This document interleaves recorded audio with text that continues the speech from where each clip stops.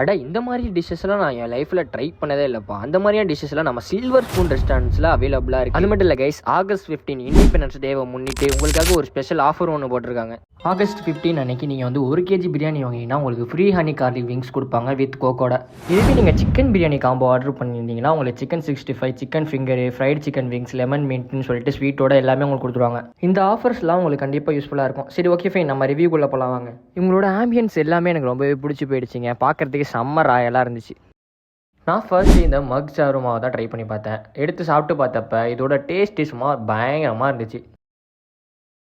Next இந்த கட்டி ரோலை தான் ட்ரை பண்ணி பார்த்தேன். இது வந்து எக்கில் செஞ்சுருக்காங்க. சாப்பிட்டு பார்த்தேன், டேஸ்ட்டு செம்மையாகவே இருந்துச்சு. கமகம வாசத்தோட ஆவி பறக்கிற இந்த ரமன் நூடுல்ஸை தான் ட்ரை பண்ணி பார்த்தேன். இது ஒரு மாதிரியான சூப் டைப்பில் டேஸ்ட்டு ரொம்பவே டிஃப்ரெண்ட்டாக இருந்துச்சு.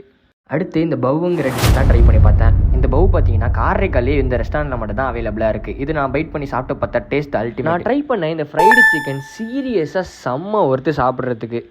நெக்ஸ்ட்டு இந்த லெமன் டிக்கா தான். அந்த லெமனை எடுத்து அது மேலே ஊற்றி அந்த க்ரீன் சில்லியில் எடுத்து ஒரு பைட் போனீங்கன்னா டேஸ்ட் அடித்தூக்கலாக இருக்கும்.